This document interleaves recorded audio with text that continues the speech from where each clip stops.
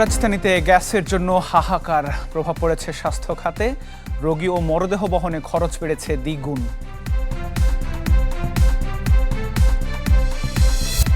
এক প্ল্যাটফর্মের সেবা দেওয়া শুরু করতে পারেনি সম্মিলিত ইসলামী ব্যাংক। ধাপে ধাপে দেয়া হচ্ছে আমানতের অর্থ।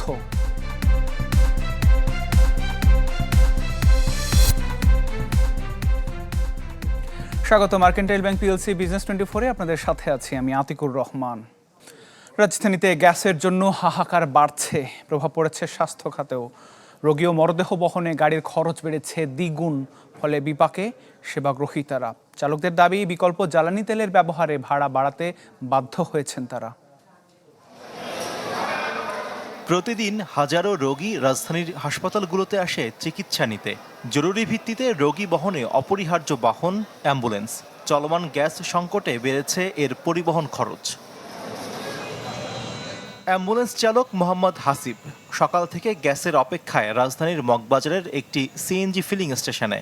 জানান, 12 দিন ধরে চলা এই জ্বালানি সংকটে অ্যাম্বুলেন্সের ভাড়া বেড়েছে প্রায় দ্বিগুণ। গরিব রুগীর উপরে চাপ পড়ে, যারা মধ্যবিত্তি তাদের উপরে চাপ পড়ে। যারা মনে করে আমরা বরিশালে চলে যাব, 8,000 টাকা বরিশাল চলে যেতে পারি, কিন্তু গ্যাসে সেখানে কিন্তু আমরা 14,000 টাকায় বরিশাল যেতে পারি না।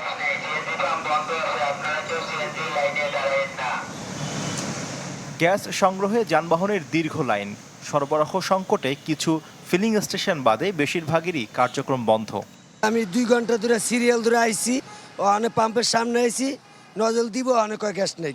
লাইনের সমস্যা তাইলে ওই শনি রাখড়া, যাত্রাবাড়ি, চিটাগাং, গাজীপুর, ওদের কোনো সমস্যা নেই। খালি ঢাকার এটা সিন্ডিকেট বসাই এরা দাম বাড়ানোর জন্য পায়তারা করতেছে। আমরা প্রায় 14-15 ঘন্টা ডেলি ডিউটি করতে হচ্ছে, কোনো আমাদের ওভার টাইমে নেই হিসাবে আমরা বেকার ডিউটি করতেছি। কিন্তু আপনার গ্যাসের জন্য গাড়ি চালানো গেছে না, ঠিক আছে? আধাবেলা গাড়ি চালালে গ্যাসের জন্য আধাবেলা গাড়ি বসায় রাখতে হয়েছে। আবাসিক বাসাবাড়িতেও জ্বলছে না চুলা। গ্যাস সংকটে ব্যাহত হচ্ছে দৈনন্দিন কার্যক্রম। শফি মাহমুদ সাগর, চ্যানেল 24, ঢাকা।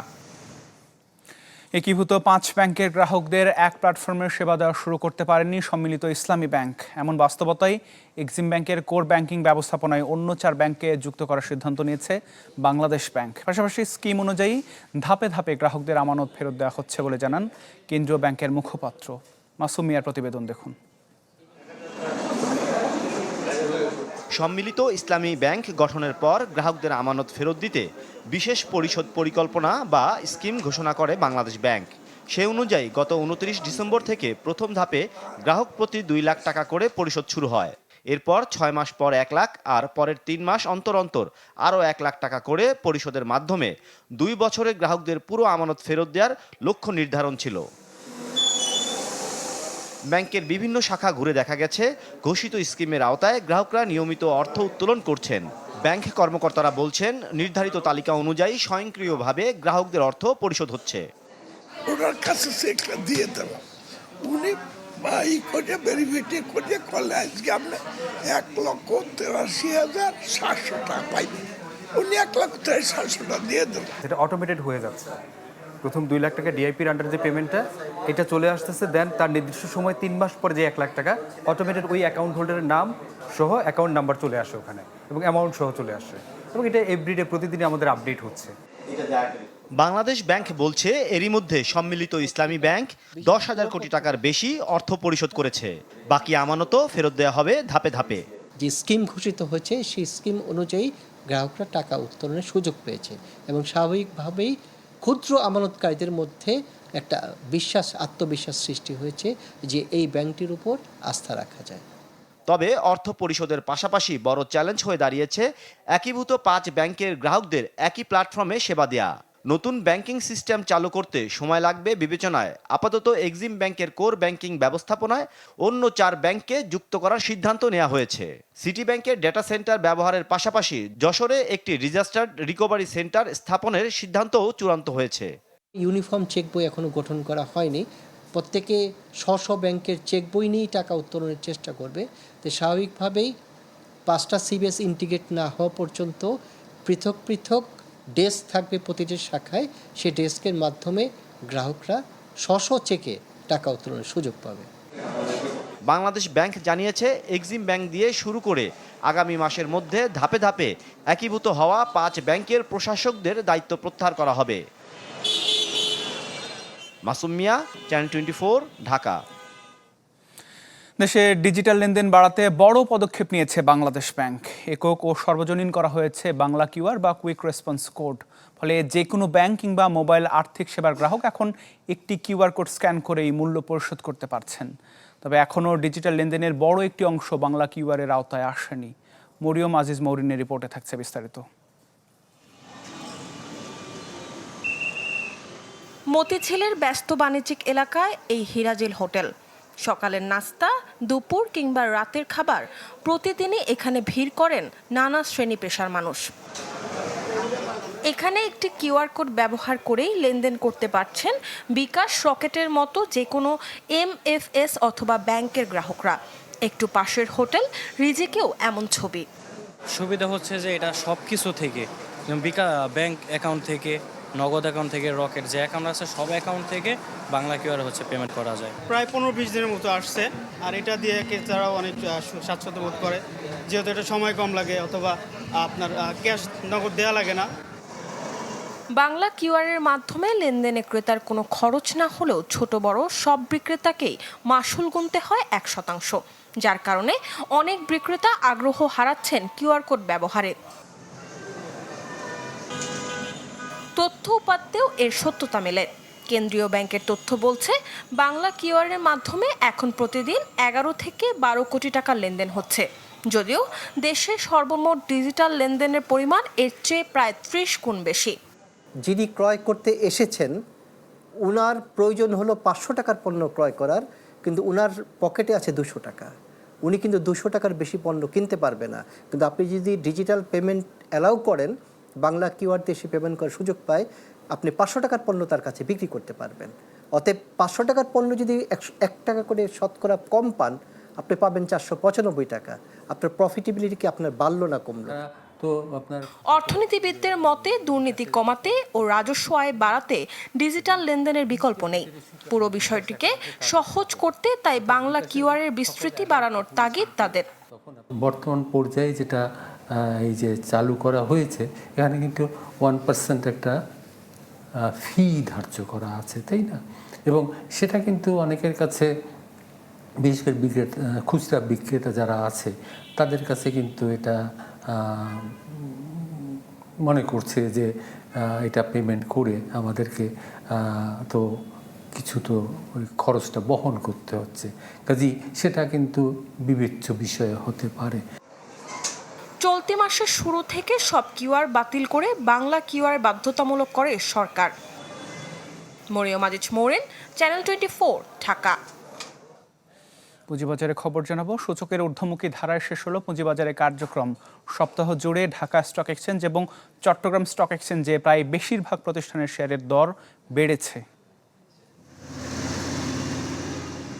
সপ্তাহের শুরুতে ডিএসইতে সূচকের পতন হলেও শেষে ঊর্ধ্বমুখী ধারায় শেষ হয়েছে পুঁজিবাজারের কার্যক্রম। বর্তমানে ডিএসইর প্রধান সূচক ৬,০০০ পয়েন্টের কাছাকাছি অবস্থান করছে এবং সপ্তাহের শেষ 3 কর্মদিবসে লেনদেন ১,০০০ কোটি টাকার উপরে ছিল। এর আগে গত মাসের ১২ তারিখ লেনদেন ১৬০০ কোটি টাকা ছাড়িয়েছিল। সপ্তাহ ব্যবধানে ডিএসইর প্রধান সূচক ডিএসইএক্স ৯১ পয়েন্ট বেড়ে দাঁড়ায় ৫,৮৯৫ পয়েন্টে। হাতবদল হওয়া শেয়ার ও মিউচুয়াল ফান্ডের মধ্যে দাম বেড়েছে ২৬৪টির, কমেছে ৮৯টির, আর অপরিবর্তিত ছিল ৩৫টির দাম। লেনদেনের শীর্ষে ছিল Exim Bank First Mutual Fund, FAS Finance and Investment, Saiham Textile Mills, United Insurance Company, Argon Denims. চট্টগ্রামের সিএসসিতেও ছিল ইতিবাচক ধারা। সিএসসির প্রধান সূচক CASPI ১৪০ পয়েন্ট বেড়ে দাঁড়ায় ১৫,৭৬০ পয়েন্টে। হাতবদল হওয়া শেয়ার ও মিউচুয়াল ফান্ডের মধ্যে দাম বেড়েছে ১৮৮টির, কমেছে ১১৩টির, আর অপরিবর্তিত ছিল ২৮টির দাম। লেনদেনের শীর্ষে ছিল International Leasing and Finance, Premium Leasings and Finance Limited, Exim First Mutual Fund, Bay Leasing and Investment, Saiham Textile Mills. Ronok Mahmud Sourav, channel 24, Dhaka. কক্সবাজারকে সারা দেশের রেল নেটওয়ার্কের সাথে যুক্ত করার পরিকল্পনা করছে সরকার, এমন কথা জানিয়েছেন রেলপথ প্রতিমন্ত্রী হাবিবুর রশিদ। রামুতে রেল লাইন পরিদর্শনকালে তিনি একথা জানান। প্রতিমন্ত্রী বলেন, পরিকল্পনার অংশ হিসেবে প্রথমে পঞ্চগড়ের সাথে কক্সবাজারের ডুয়েল গেজ সংযোগ স্থাপনের প্রক্রিয়া শুরু হবে। এছাড়া চট্টগ্রাম কক্সবাজার রুটে শিগগিরই আরেক জোড়া শীতাতপ নিয়ন্ত্রিত ট্রেন চালুরও ঘোষণা দেন হাবিবুর রহমান। স্থানীয় সংসদ সদস্য লুৎফুর রহমান কাজল ও রেলপথ মন্ত্রণালয়ের কর্মকর্তারা পরিদর্শনকালে উপস্থিত ছিলেন।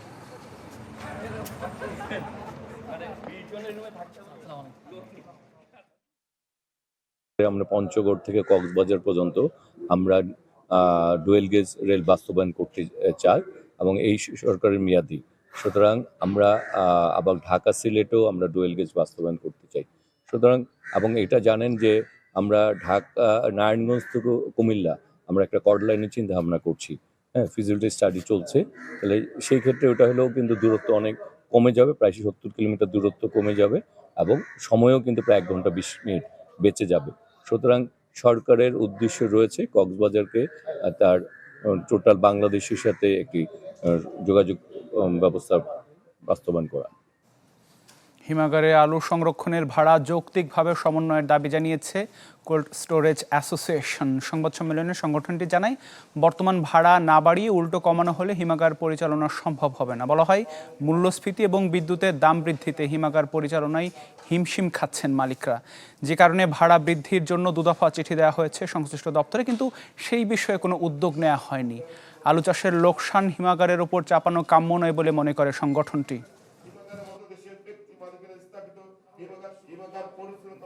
আলু সংরক্ষণ ভাড়া সরকার নির্ধারিত কেজি প্রতি 6 টাকা 75 পয়সার মধ্যেই গ্রহণ করছেন, কিন্তু একটি সুযোগ সন্ধানী ও সুবিধাভোগী মহল তাদের নিজের স্বার্থ চরিতার্থ করতে সাধারণ আলু চাষকারী কৃষক, জনপ্রতিনিধি, সরকারি কর্মকর্তাবৃন্দকে ভুল তথ্য দিয়ে বিভ্রান্ত করছে।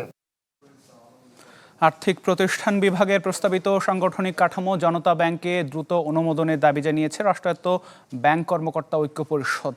এক সংবাদ সম্মেলনে কর্মকর্তারা বলেন, 2019 ও 2024 সালে সুপার নিউমারারি পদের সমন্বয় করে 1075 জন কর্মকর্তাকে নিয়মিতকরণের সিদ্ধান্ত নেয় জনতা ব্যাংক। এর মাধ্যমে ব্যাংকটির কর্মীদের নিয়মিত পদোন্নতি থেকে বঞ্চিত করা হয়েছে। নেতারা অভিযোগ করেন, জনতা ব্যাংকের পদোন্নতির জটিলতা কাটাতে বিভিন্ন দাবি উত্থাপন করা হলেও কোনো দৃশ্যমান পদক্ষেপ নেওয়া হয়নি।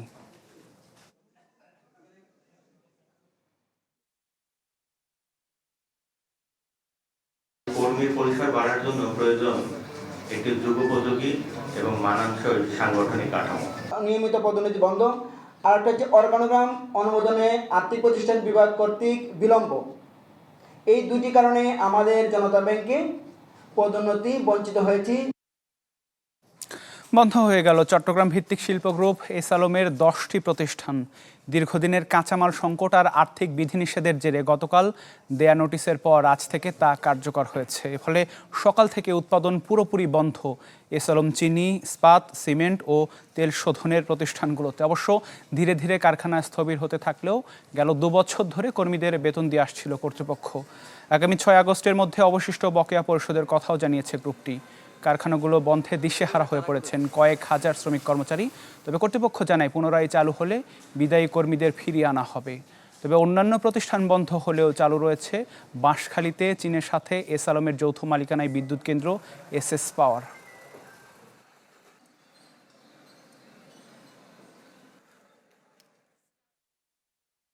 আমরা 3 শিফটে কাজ করতাম, 3 শিফটে 1200-1400 টন প্রোডাকশন হতো।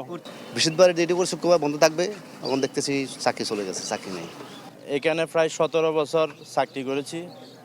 আমাদেরকে কালকে এখানে ম্যানেজমেন্ট বলছে 1 তারিখ থেকে আর কাউকে আসতে হবে না। আমরা চাই সরকার একটু সহযোগিতা করুক, ওনাকে সহযোগিতা করে কোম্পানিটা আবার চালু করি। আমাদের যারা আছে, আমরা এখানে গরিব মানুষ, আমাদের কর্মসংস্থানের ব্যবস্থাটা করা হোক আবার। এখন এই মেশিনগুলো যদি অনেক দিন যদি বসে থাকে, অলরেডি নষ্টর দিকে আছে। বাকি যেগুলো আছে এগুলো 100% নষ্ট হয়ে যাবে বসে থাকতে থাকতে, তাইলে এই মেলটা পুরো স্ক্র্যাপ হয়ে যাবে। আমরা চাচ্ছি সরকারের সুদৃষ্টি আকর্ষণ করতেছি, যাতে এই মেলটা যাতে আবার চালু করে, হয় মাসুদ সাহেব হোক বা অন্য মারফত হোক, যে কোনো মারফতে মেলটা চালু হোক।